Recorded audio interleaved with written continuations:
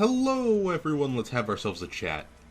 I'm John from Rusty Chains, and today our chat is about crime boss Rockay City. Yeah, we're finally talking about that one. Since Payday 3 came out, people have asked us a few times to give it a try.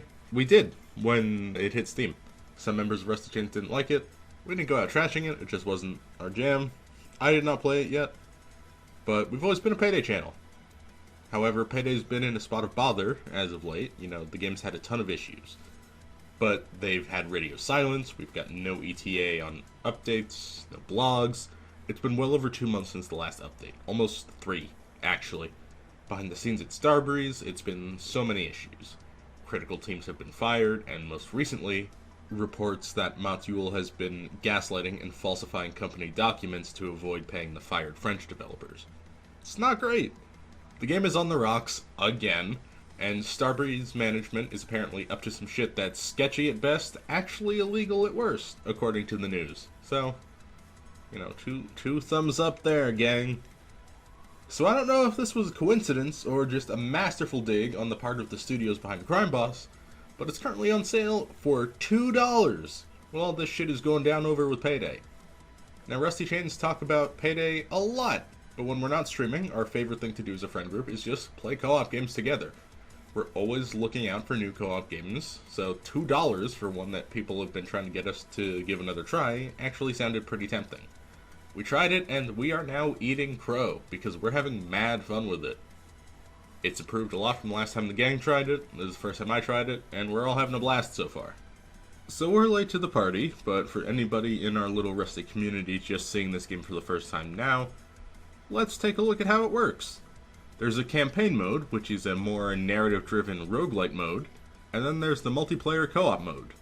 The campaign does a really good job of letting you feel like you're building out your army and taking over the city. It feels like a more fleshed out version of what Saints Row the Third or Mafia 3 were telling us we were doing. You get a bunch of soldiers and send them to fight for you, you pick your goals and your targets, and then you also take the bigger missions as more experienced characters, or even protagonist Travis Baker if you want. You're a crime boss and really get the vibe of an organization as you build it up beneath you. The one downside is almost every major role is played by a big 90s star, and most of them clearly don't care. Chuck Norris especially feels like he just rolled out of bed and would give them precisely one take per line.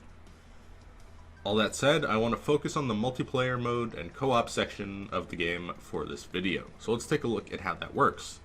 Step 1 is making your boss. Your boss is the character that you play in multiplayer mode, and then you get to pick a pre-made boss that you've unlocked or customize your own. Kind of. Customization is a lot more limited than in Payday. You choose a boss appearance, which is a named character with a specific outfit and voice. So visually, once you choose a boss, that's it. You can't pick and choose their outfits or anything like that. You can change to a different appearance, but that character always has that outfit. Now, rather than choosing builds and skills, you get to choose 3 perks. You can pay a bit of in-game money to level up these perks up to 3 times. These perks range from things like deal an extra percentage of damage with guns, to carry an extra bag and reduce the weight cost. They are not new abilities. They're all tweaks to existing stuff. My personal favorite is a perk that gives me a huge reduction on cooldown for my equipment.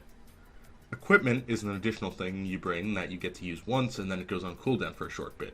This could be something like an RPG, a throwing knife or shuriken, a camera disruptor, an adult magazine to distract guards, or even just a brick to throw at people, which is oh so satisfying.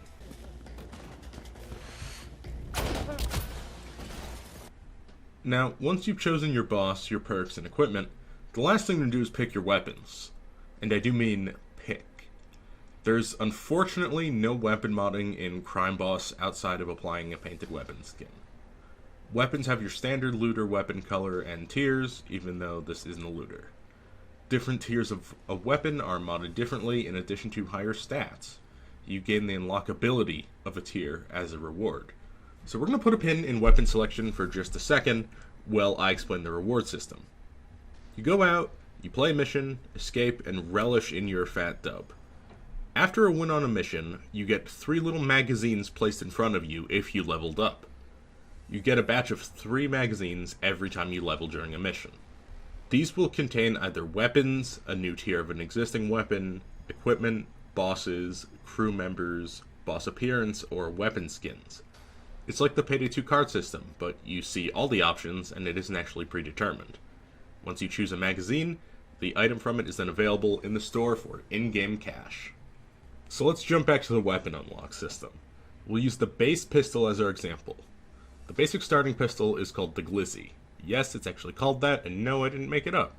So let's say you're a real Glizzy gobbler, right? You love your tier 1 Glizzy, you want to make it better, get a red dot sight on it so you can be more accurate as you're shooting your Glizzy all over the place.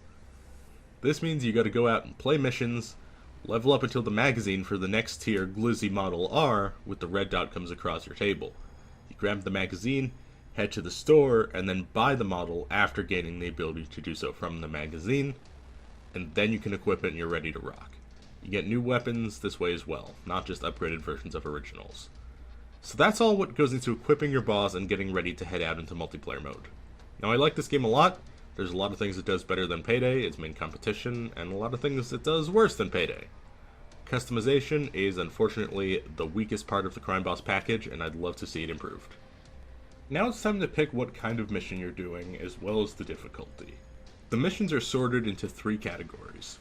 The first is small jobs, which are meant to be about 5 to 10 minutes at most. Next up are the regular jobs, which are about 10 to 15 minutes. After that are heists. These are the biggest missions, meant to take about 15 to 20 minutes, and include a lot of bigger set pieces or unique elements. I kinda like this system. Length of missions on the Payday series has been kind of scattershot, with Payday 3 initially meant to be as short as possible. Crime Boss basically categorizes the missions for you, so you always know how long and how intricate they'll be. If you've got a longer session, you've got the longer options. Well, there's also the shorter popcorn missions if you're strapped for time and just want to boot up for 5-10 minutes. Nice! You can also select a shuffle option, which randomly selects 3 in a row of a given size for you to play, with chances to do your loadout and the like in between. Now that I'm getting familiar with a lot of the heists and missions, shuffles on hard difficulty are my way to play. Speaking of difficulties, there are 3 of them: normal, hard, and extreme. These are pretty simple. Normal is the normal game. On hard, health regen is slowed, pings are shorter, and enemies have more health while hitting harder. On extreme, all of that is cranked up even further, and you're limited to 5 pings or marks at a time. Some missions can be done in loud or stealth, while some are just loud. Let me give you a quick once-over how the stealth works. You can intimidate civilians to get them on the ground and zip-tie them. Otherwise, if they see you, they panic for a bit and then run off and sound the alarm. If guards see something you did, they call it in. If they see you doing a crime, they pull their gun and try to blast you before they call it in. If a camera sees you, that's an alarm. Now otherwise, there's the strike system. 3 strikes and your heist goes loud. If you kill a guard instead of tying him up, that uses the strike. Breaking a camera also causes the strike. There's some distraction throwables you can get, but otherwise it's very similar to Payday 2 stealth, just a little more strict. It's kind of clunky at times, and the work you have to put in to get modded weapons makes it trickier to get a silencer, forcing you to use your melee weapon consistently if you absolutely need to get a kill. Much like Payday 2, I think this stealth is serviceable, but not special.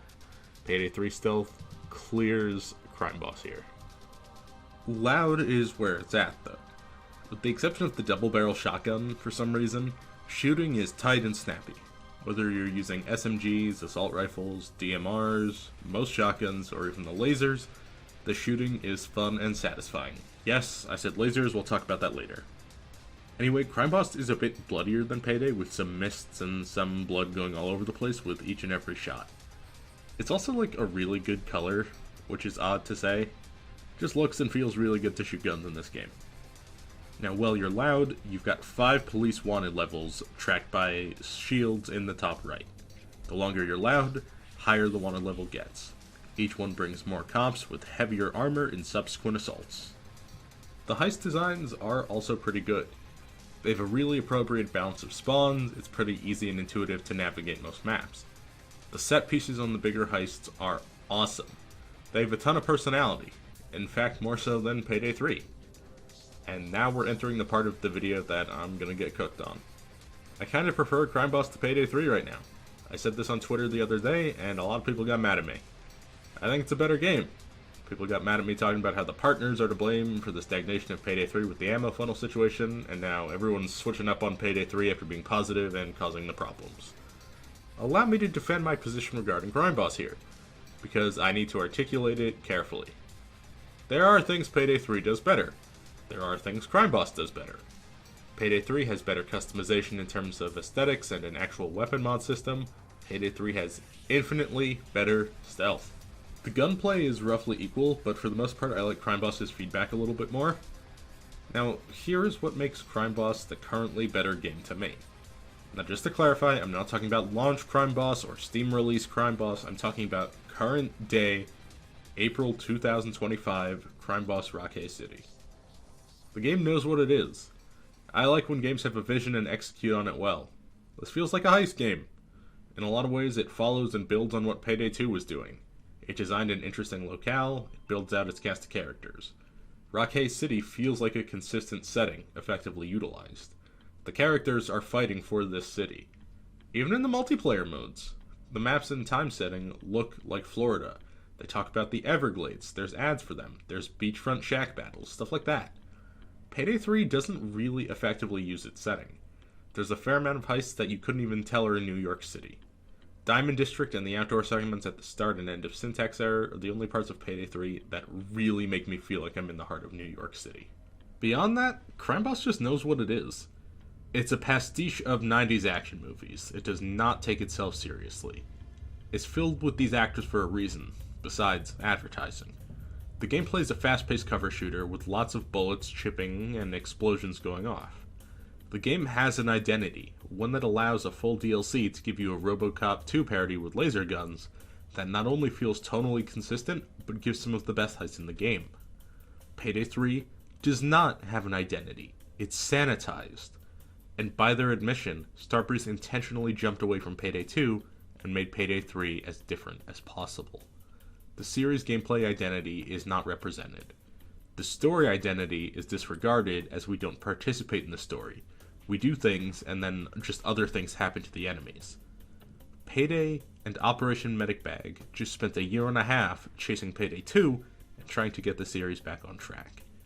And no, that is not the fault of the Starbreeze partners who said ammo funnel is in the fix-it-later category of problems. Because even if they did change it, it would still have resulted in the skill system being no good with a few synergies.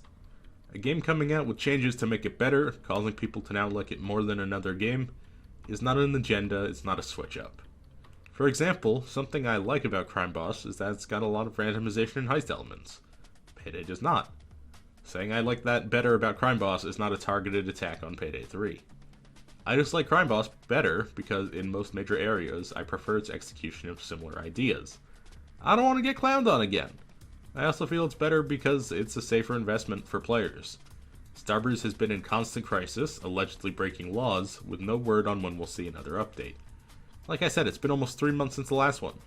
Payday 3 isn't even featured on the publisher's website anymore because the 18-month contract has expired and nobody knows what the hell's up with that. Crime Boss has a full-ass roadmap. We're getting monthly updates for the rest of the year. We know what's coming, when it's coming. It's exciting! If I'm playing two largely similar co-op heist shooters where I drag bags all over the place, I'm gonna play the one with a cohesive identity, a vision, and the path for the future. Payday 3 is fun at times, but constantly fucked over by studio mismanagement. Crime Boss seems to be getting better while also getting consistent updates. I like it. I like Payday 3 as well. I like both. We're gonna make content on both. I just think Crime Boss is in a bit of a better state right now. Please don't be mean about that. Alright, until next time, don't forget to spread that happy and stay rusty.